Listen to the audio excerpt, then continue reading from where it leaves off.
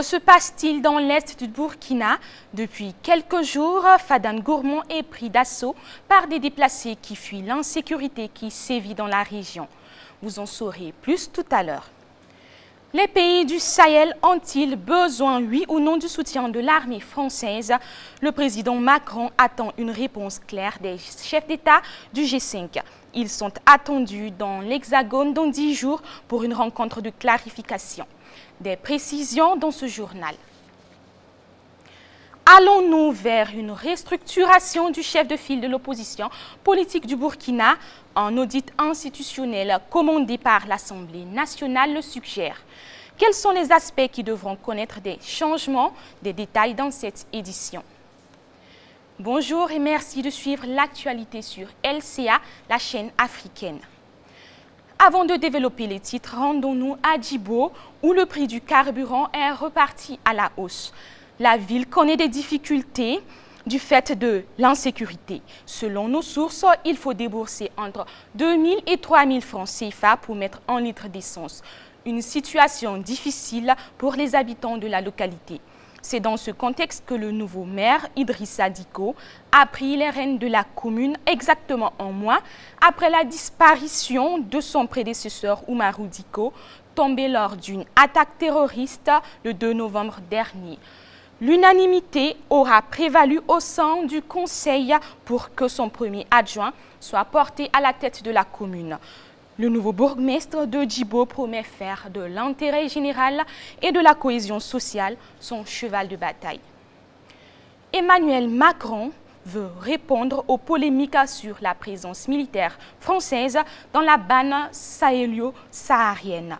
Le chef de l'État français a annoncé la tenue le 16 décembre prochain d'un sommet à Pau en France. Ce sommet verra la présence de 5 dirigeants des pays du G5 Sahel. J'attends d'eux qu'ils clarifient et formalisent leurs demandes à l'égard de la France et de la communauté internationale, a-t-il déclaré. Souhaitent-ils notre présence et ont-ils besoin de nous? Je veux des réponses claires et assumées sur ces questions. Depuis quelques jours, la présence des troupes étrangères au Sahel, notamment celle de la force Barkhane, fait face à un rejet grandissant chez les habitants du Burkina Faso, du Niger et du Mali. À l'est du Burkina, forte affluence de déplacés internes sur Fadane Gourmand. Et pour cause, la dégradation de la situation sécuritaire dans plusieurs localités de la région. Alain Koulibaly nous fait le point. La tristesse et la consternation se lisent sur les visages. Des hommes, des femmes et des enfants, ces familles munies de quelques effets personnels ne savent où aller. Ils ont fui la violence terroriste et l'insécurité grandissante dans leur localité. Et comme Ousseini Youkbaré, ils sont plusieurs à avoir tout perdu face aux attaques terroristes récurrentes.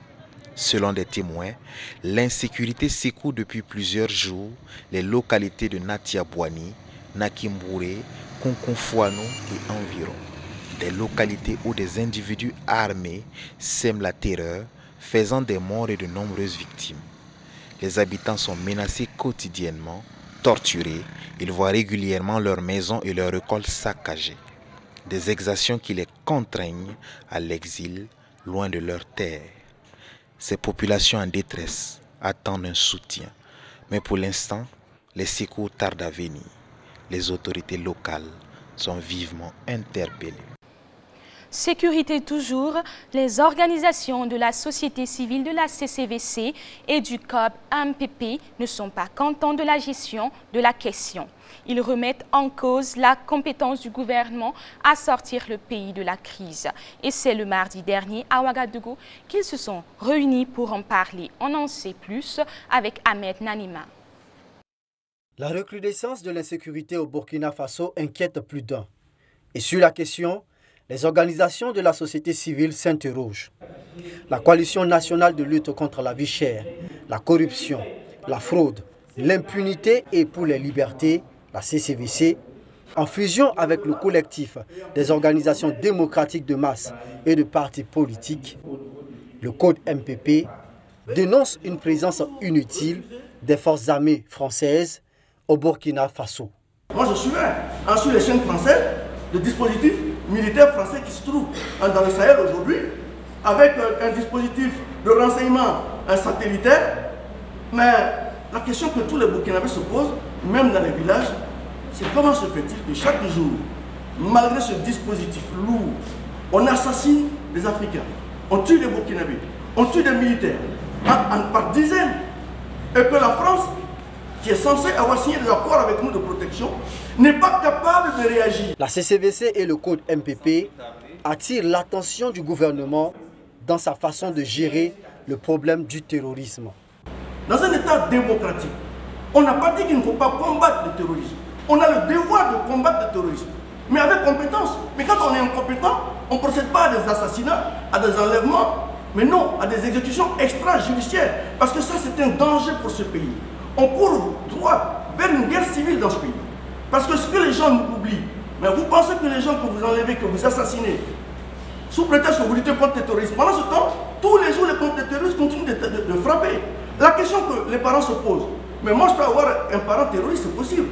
Mais s'il n'y a pas eu de jugement, s'il n'y a pas eu de preuve, comment vous pouvez me rassurer que ce n'est pas des règlements de compte, que ce n'est pas de la stigmatisation?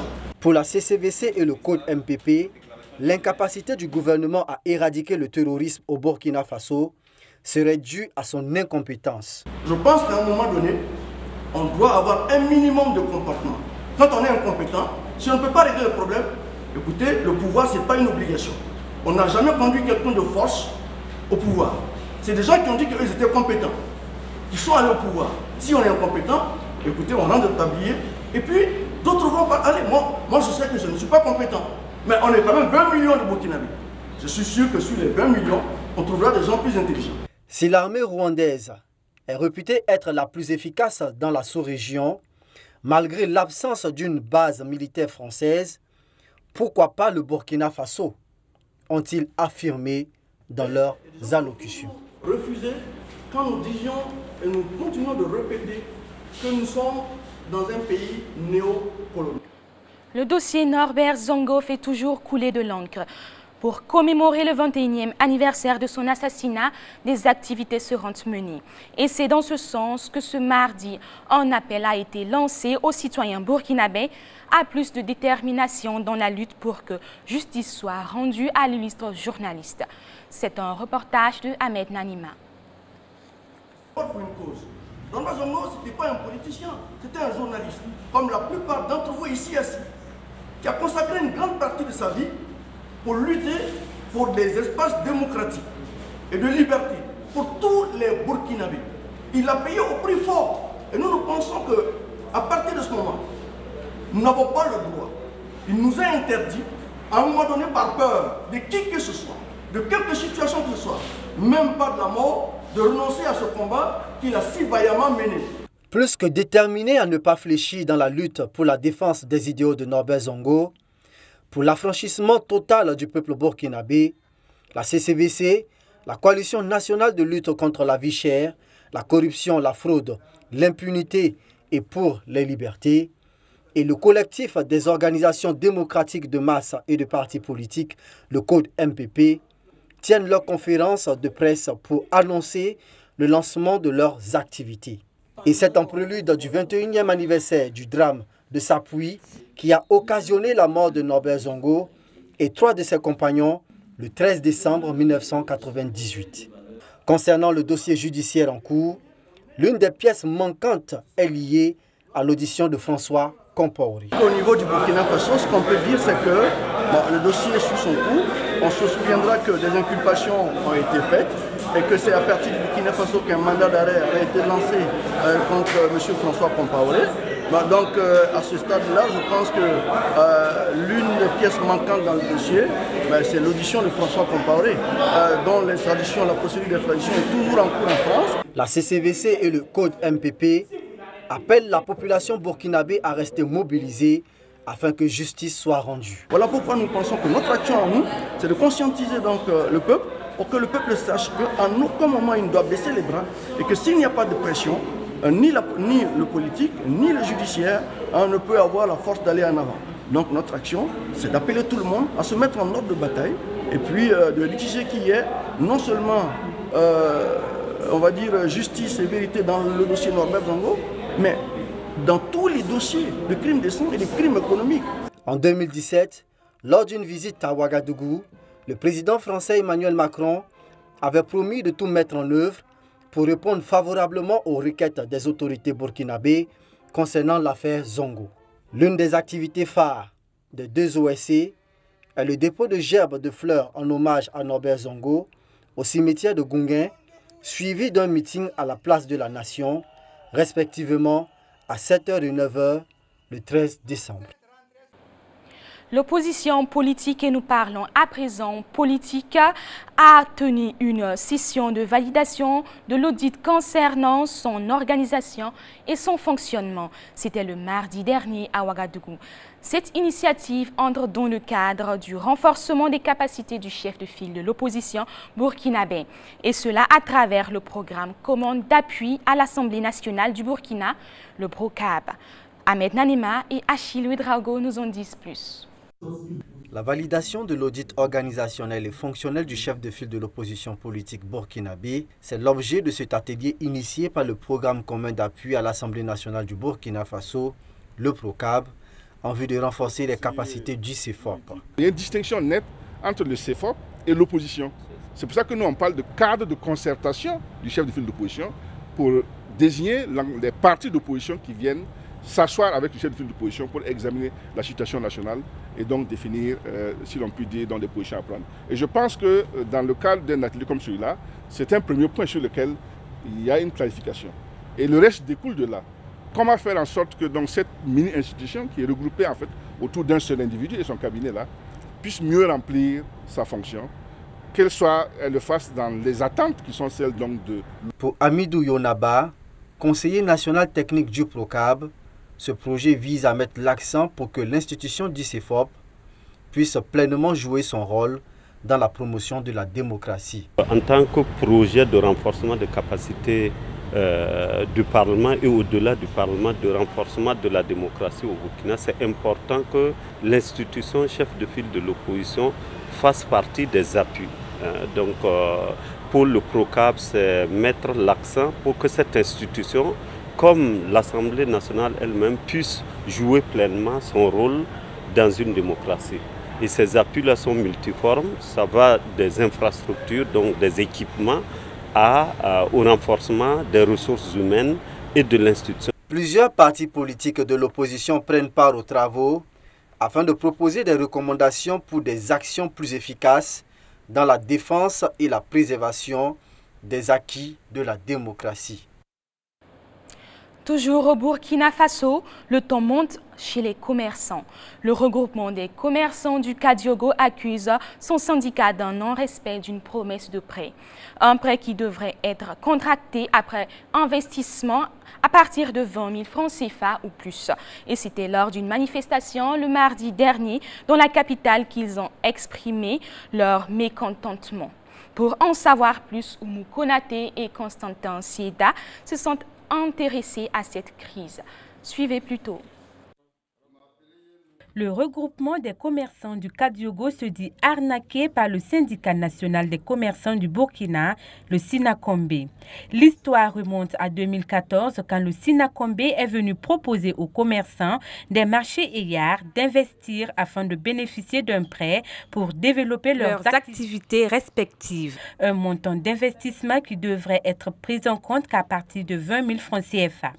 Une proposition qui réjouit mais qui s'avère être un couteau à double tranchant pour les commerçants. Chez nous, les commerçants ont commencé à payer les 20 000 en allant vers 100 000, 300 000, 400 000. Voilà. Donc après avoir collecté l'argent, nous on a appris que il faisait 6 mois après, nous on a appris que quand ils sont venus récupérer l'argent, il n'y a pas de réunion ni de rencontre ni rien. Donc nous sommes partis à l'RCS. Donc nous sommes partis les demander. J'ai dit, comment vous êtes venus chez nous, dans les marchés, il y a prendre de l'argent et puis partir comme ça ne peut pas aller. Il faut venir parler ce que vous aviez dit avant. Puisque vous avez dit que si, après avoir collecté l'argent, vous allez nous donner des prêts. Pourquoi depuis 6 mois, il n'y a pas de prêts? C'est là maintenant ils ont dit que non, que l'argent n'est pas rentré d'abord. que la somme qu'ils veulent, ce n'est pas arrivé. Donc voilà, jusqu'à aujourd'hui, ça fait 5 ans en allant vers 6 ans qu'ils ont pris notre argent.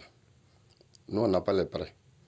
On ne sait pas là où est rentré notre argent. Le porte-parole des commerçants, Mazou Kabré, estime que le Sinakombé ne fait que les tourner en rond depuis le début de la crise en 2016. Quand on les appelle, ils ne viennent pas. Par exemple, si tu es un grand commerçant et puis tu es un peu riche, si tu peux les créer des problèmes, ils t'amènent à la caisse, ils te donnent l'argent.